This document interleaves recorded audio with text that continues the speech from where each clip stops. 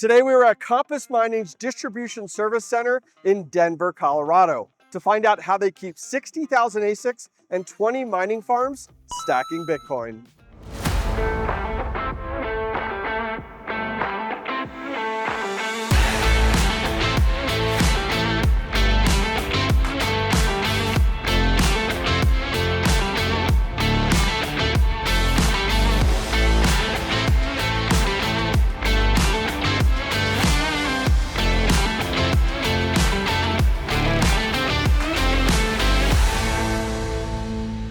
All right, guys, I'm here with Curtis from Compass Mining. How's it going, Curtis? Man, I'm so excited to be here, Hobbyist. So where are we exactly? We are standing in Denver, Colorado at our Denver Service Center, the DSC. It's our 80,000 square foot warehouse in Denver where we provide global logistics for all of Compass's sites. So for those not familiar, DSC, what exactly is that? DSC, Denver Service Center. So we provide repairs, cleaning, parts, inventory, shipping logistics for all of the facilities that we serve, as well as additional customers. So it's just a massive footprint where we're able to handle a lot of the behind the scenes mining operations. Yeah, people kind of forget that, with having multiple mining farms, you need a logistics center to really move ASICs, parts, as you said, service, cleanings, and this is phenomenal. I didn't even know it existed. Well, it's been through iterations. We're now in our third warehouse. We keep overgrowing our space, but we've got a pretty tight operation here, Hobbyist. I hope you get to take a look around today. All right, guys, I'm here with Shannon with Compass Mining. How's it going? Pretty good yourself. So tell me a little bit more about the value that the DSC offers to mining operations within the US. So internally, this is our spoken hub repair center. So Okay. all of our miners that are getting clean, tested, it gives us a central location. We're dealing with miners from, Washington states to New York, Florida, to Texas, all the way up into Canada. So it's a central location for shipping to solve all of those problems. Okay. So it's not things that the nice thing is sites aren't trying to run logistics like they are, and it comes all here from like a central spoke, as you said, which is fantastic, I think. Yep, so lots of good shipping channels in Denver, international airport, major highways. It makes it more cost effective when instead of shipping stuff from like Washington State into Texas or, Florida to Washington State, it's better to be kind of centralized and go through that. It's also about volume. So when you're dealing with tens of thousands of miners, you have to be able to do that. And generally mining farms are not built to handle repair, clean, tests. Or even storage. I mean, you guys have an 80,000 square foot location here. You don't have this just sitting out on a mining farm. Exactly, and most people don't. Maybe a few of the pubcos, but most people don't. So it's not just about servicing us and ourselves, we service others as well. So anybody who needs bulk or even just one miner taken through a process, we've built the facilities, the tools, the processes to make it happen efficiently and smoothly. It was about solving our own problems first and then offering those solutions to everybody else once we got it dialed in. And how old is this facility here that we're in right now? I think we've been in this facility for about a year. This started out of a much smaller, 4,500 square foot facility, and then it doubled in size. Then we added a whole bunch more, and then eventually we consolidated over to this one location. That's fantastic. All right, guys, I'm here with Tatum with the DSC team, and we are here in Inbound with 2 ASIC miners. Tell us exactly what we're working with today. Yeah, so these are 2 S19J Pros, 96 terahash, and we're going to follow them along and see what the process of what these miners see inside the DSC from their perspective. We have a whole system that all of our miners go through, and we're going to go along with these. Yeah, so we're in Inbound, and right now we have Bob and Martha. We're going to nickname these today, and we're going to follow these along. So let's go ahead and jump to station number 2. Guys, so we're at station number 2 after Inbound. And so Tatum, tell us a little bit about this station. What are we doing here? So this is our cleaning station. We have 5 of them set up here, and all of our cleaners clean 3 miners at a time. We take off the fans, and we will blow them out because on the intake side, it gets crazy with all the debris that comes inside. It will give it a nice scrub. We'll wipe it down with alcohol and basically make it look as new as we can. These are S19J Pros. They've been around for a while and they're still kicking. So we try to give all the miners that come in here a second shot at life. And tell us a little bit more about this tent design you guys have here. So this is the result of several different iterations and a lot of trial and error.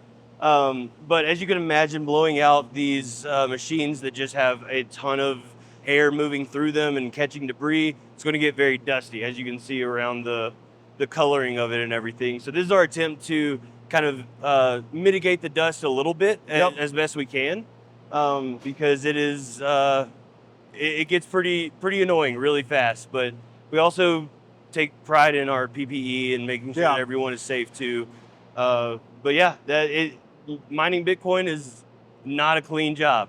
All right, guys, I'm here with Brian. How's it going? It's going great. How you doing? Good. So we're moving on from station number 2, which was cleaning, on to station number 3, which is testing. So tell me exactly what that testing process looks like. Yeah, so it's been pretty smooth. You know, we pretty much get the pallet in. We load the rack. We can fit 54 on there. Wow. So yeah, we're basically just looking for what's going on with the miner. You know, is it a well, we'll find the IPs. Yep. See if anything pops out right away. We're looking for, is it testing good? Is it a bolt-on? Is there something with the fan? Is it a control board issue? Is it a PSU issue? Sometimes it's like an easy fix. Yeah. So if it's a bolt-on, we'll send it to the bolt-on station. Yep. If it's a deeper board issue, then we'll send it to the repair station for those guys to look at. Very cool. So then how long do you usually let it run for from a testing perspective? Usually for about half an hour to 45 minutes. Okay. If it's a customer unit, we let it run for at least an hour. Okay, So, that's awesome. yeah. Very, very cool. Let's take a closer look. All right, so we're here at the testing station. These guys are going to go ahead and get Bob and Martha, our test ASICs here racked, our 2 S19J Pros, getting them racked up here with Ethernet and power. And then the nice thing is we're going to let them run. We have a space dedicated for it. You can see they have a number of 40,000 CFM fans back behind here, and we're going to get them up and mining. All right, guys, I'm here with Billy with NovoMod, and Bob and Martha did not need any repairs, which is awesome. So they get to skip station number 4, but I thought I could learn a little bit more from Billy about repairs here. All right, so here's the initial, intake section where we, if we actually did have a miner with a bad board on it, we'd come in here, we would take it through the initial testing, and then from there, we diagnose it and see, is it gonna need thermal paste or is it gonna actually need board repair? Yeah. And, we'll assume that it needs board repair, and so let's say this board needed to be fixed, so we then take it over to the heat sink removing station. Well, it's so funny you say that because you can see one over here with the pink thermal paste. Yeah, this one's got a lot of pink on it. This one was one that was repaired, failed to burn in, and then now is back into the cycle. Repasted type of deal. Kind of some fresh on that. How often does just new thermal paste address a lot of issues with control with these hashboards? It depends, especially the new, the S21s and stuff, they are the blue kind they were using that had a lot of issues. So that stuff fixes a lot. Usually if you have a board that's overheating at all, it's going to be the thermal paste. Thermal paste. And, so pretty much when we come through here, if it's got, detecting the right amount of chips and has everything, then we might just send it straight into the thermal paste and then send it into a new test to see how it goes. Okay. But is there a certain thermal paste that you guys prefer over others? It just depends. For the most part, the pink HY204 is fine. That works. And what Kelvin is that? Do you know? Is that that one's 12 around 6? So 6? that one's not super high. We've been looking into higher valued ones, like some 13. You know, but for the most part, we're mostly dealing with S19s and stuff, and that works perfectly fine with that. And doesn't seem to dry out as quickly as the blue kind. But yeah, so from here, after the heat sinks are removed, then we kind of take them, feed them into the actual repair text. So we fill up our boxes. So pretty much all these get filled up with about half day's worth of work for somebody. And then the techs would then take it over to the other side. Okay, let's take a look. And then these are kind of our repair benches for the most part. Everything's, got hot plate for the aluminum boards and then, hot air for the fiberglass boards or whatnot. So we just pretty much take a board in here. We do initial testing on that. And then we've got pretty much our whole inventory system and tester all run through here. All through your own system and everything. That's awesome. Yeah. So pretty much this all runs off a Raspberry Pi. But, we've got our inventory system where, we update, repair parts and then log in whatever goes bad with that. And then we've kind of got our own tester that we've built. Oh, wow. That you guys have done. That's very cool. Yeah.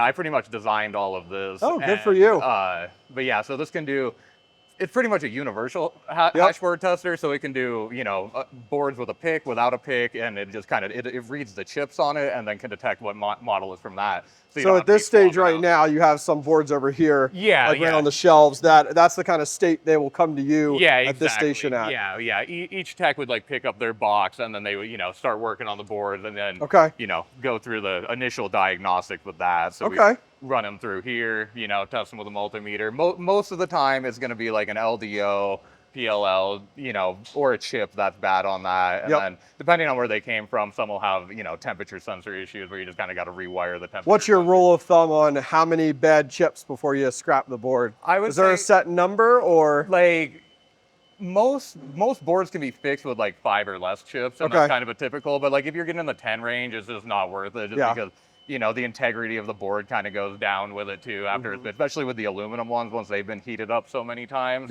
they kind of, you know, dies out on that. So we've kind of got, you know, a limit. Mostly 5 is, like, I would say, is the better, you know, spectrum of it.